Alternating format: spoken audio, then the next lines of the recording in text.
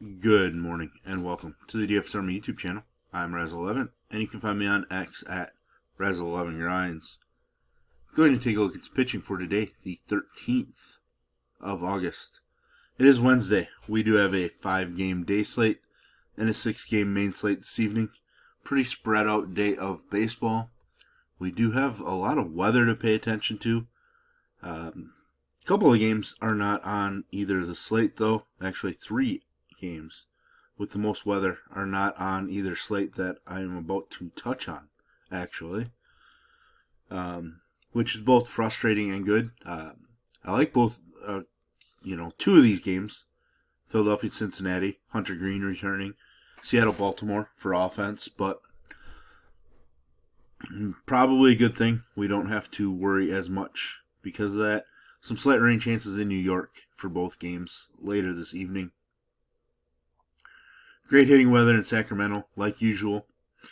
Pretty strong hitting weather in Kansas City for the day slate. I still think we're going to probably end up on Lugo in that spot, but obviously something to pay attention to. This is a first look at the pitching options on the slate. And I will be looking at DraftKings as that is where a majority of my action is. If you do play on FanDuel, I would cut my pool in half or so. Pricing isn't quite as tight. You don't have to be as creative. It allows you to get stacks you want with an upper tier-ish pitcher.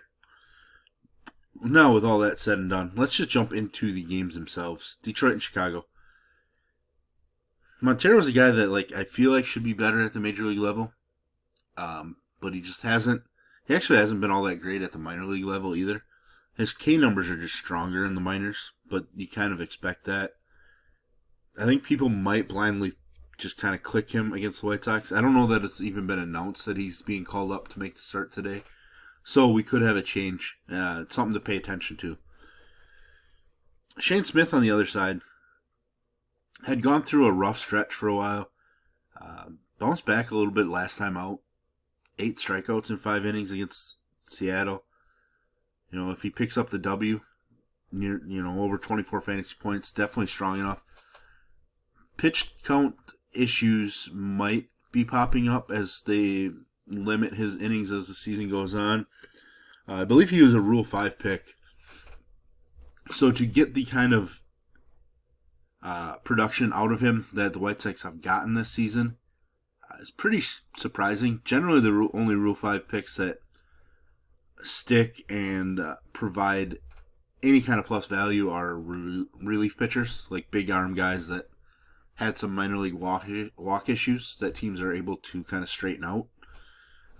So to see him, both be an all-star, even though I'm not sure that he's clearly deserving, but he is a guy that has some ability.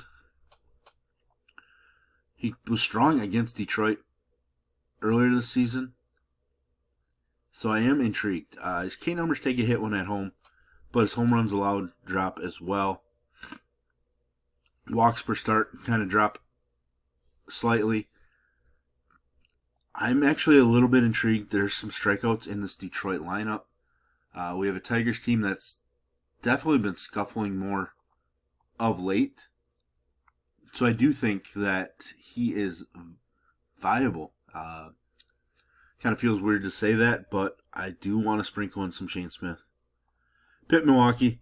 Game total of 7.5 in this one. Milwaukee's a strong minus 238 favorite. Woodruff probably going to be the most popular option. Essentially 23 plus fantasy points in 5 of his 6 starts. Has given up 4 home runs over the last 3, so home runs definitely have been an issue so far. But 8 plus strikeouts in 4 out of 6 starts. Just getting stronger. Still has only topped out at 88 pitches, but efficiency has been there. 6 plus innings now in 5 of his 6 starts as well, despite that 88 pitch mark being his highest. Definitely just somebody we're utilizing just a ton of on this slate. Mitch Keller was solid against Milwaukee the first time we faced him. Gave up a bunch of hits. I don't think we can use him and pick on Milwaukee after they just crushed Skeens and the bullpen Milwaukee's just rolling right now. So I don't really think I need to rely on somebody like Mitch Keller. It is a 5-game slate, so I guess sprinkling him in probably isn't a bad thing. I just don't think it's a plus spot for him. So I'm going to try to look elsewhere. Seth Lugo against Washington. I think it's a decent spot. Obviously, we talked about how great the weather is. He's been really strong at home. K numbers are a little weaker, but still, in that ballpark, you can still pitch to contact a little bit more. But his walk rate actually increases at home too. The last handful of starts, not the greatest, coming off of a rough one. He's given up multiple home runs in 4 out of his last 6 starts, which isn't ideal. Walks have been up recently. Strikeouts have trended down. If this was a full, 8, 9, 10, 12 game slate, I don't know that I'd be playing Lugo. But given that it's a 5-gamer, I do think he's going to make it into my pool on this slate. Excuse me. He is a minus 181 favorite. The other side, Jake Irvin, not really interested in Irvin. Kansas City just doesn't strike out a whole lot. I'm not sure that he offers much upside for us at this point. Colorado, St. Louis, Gomber, a little revenge narrative, maybe. He struggled against St. Louis the first time he faced him. Did pick up strikeouts, which is kind of shocking because St. Louis just doesn't strike out all that much. They can struggle more against left-handed pitching. We just saw that against Freeland last night, but I'm just not going to Gomber. If Gomber wins you this slate, then so be it. I will be using McGreevy. I do believe in his upside a little bit. Best start of the year came in his first start. His last start was pretty strong against a tough Cubs squad. Hasn't really picked up strikeouts recently, but gets a K increase against Colorado. Went into Coors, allowed just 1 earned in 7 innings against this team. Just 1 strikeout, though. But Coors does limit strikeouts. Definitely somebody I'm utilizing. I'm just going to take that plunge against Colorado with somebody like McGreevy. Arizona, Texas. I think I'm going to sprinkle in both pitchers. I mean, we kind of have to. Pitching's pretty weak overall on this slate. Merrill Kelly taking on his former team. Hasn't been super strong with Texas yet. Was decent 2 starts ago. Last start was pretty bad. We'll find out quickly, who has the upper hand. I think the batters might, but Kelly being a veteran, I think he might have strong ideas on how to attack his former team. So I do think he's viable. Zach Gallen, all over the place. Could get absolutely blown up, but as far as overall talent from pitcher standpoint on this slate, Zach Gallen's up there, so I'm just going to have to go with him because, our options. Switching over to the main slate this evening. Minnesota, New York. Slight rain chances in New York. Joe Ryan, all-star, a player that a bunch of teams wanted to acquire at the trade deadline. He's been at his best on the road, where he's at this evening. Yankees, a dangerous offense for sure, but Ryan just has 2 starts this season where he's allowed multiple home runs, which is obviously important against a team like the Yankees. They're not out there manufacturing a ton of runs. So I do want to use some Joe Ryan. Cam Schlittler, the arm talent's there, the volatility's there, he allows home runs, some walks. I did say it last time that at some point he's going to have a game where he harnesses a lot of it. He's going to strike out 8, 9, 10, go 6, 7 innings, allowing 1, 2 hits and just dominating. Could happen against this weakened Minnesota lineup for sure.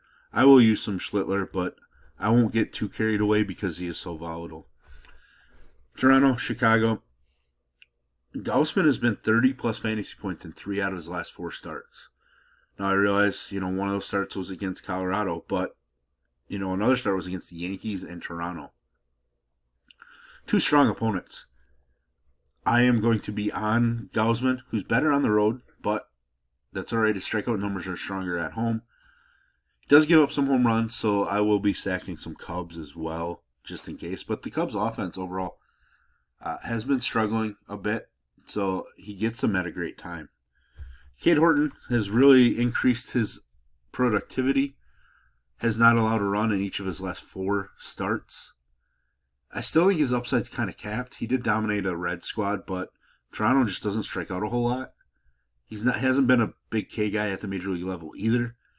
It's probably a spot where we can fade Horton, despite him being so strong recently. Blue Jays are minus 136 favorites. Not a huge favorite at all. So by looking at that, maybe Cade Horton becomes viable. I just don't think I can do it against Toronto. Atlanta and the Mets, we do have some slight rain chances in New York again. David Peterson, certainly viable. Hasn't been great against Atlanta this season. He has been really strong at home, where he is pitching this evening. And we know that Atlanta offense has been pretty weak for much of the season, especially without Acuna. I think Peterson is somebody that we just mix in, given the options on the slate. And I'm just not going to Carrasco against the Mets. Houston, Hunter Brown for sure. Obviously, talked about it a couple times recently. Seems to have hit a little bit of a wall. Strikeout upside isn't as strong, but he is kind of battling through it. So I do think he is viable. 22 fantasy points first time he faced Boston. His numbers at home have been phenomenal. That is where he's pitching this evening. I will be using Hunter Brown. Walker Buehler, I just don't think I can get there. Coming off a strong start against San Diego. Not much for K's. Dustin May did dominate this Houston lineup last night. I think there's a little bit of bounce back for the Houston Bats. I'm not going to take Walker Buehler and think that he's going to match what Dustin May did last night. Dodgers Angels, we are using Shohei Ohtani. They're only showing his hitting stats here. But should be okay to throw. Man. I'm going to bring this up on my other monitor here. I don't remember his pitch counts recently, but we will figure that out, hopefully.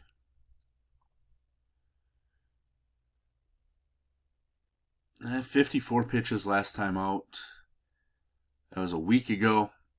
Did strike out 8 in 4 innings. The Angels offer a ton of K upside for him.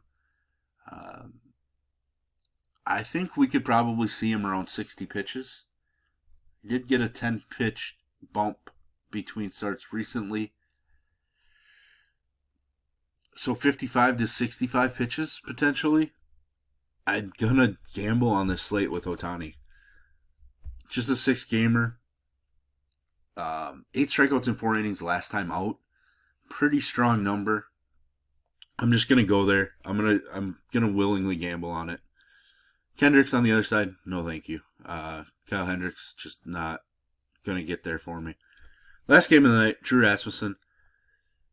Struggled against the A's first time he faced him, mightily. Has been slightly better at home, which is kind of shocking, considering that ballpark. Not a big K guy. Does get a little bit of a K increase here. 0 runs allowed in each of his last 2 starts, but he's probably going to be topped out at around 80 pitches. We did see those back-to-back starts where they limited his innings, but since then, 81 is his max. I think he's viable given the slate, but I don't love it. The other side, JT Ginn, 20 plus in 2 out of his last 3 starts.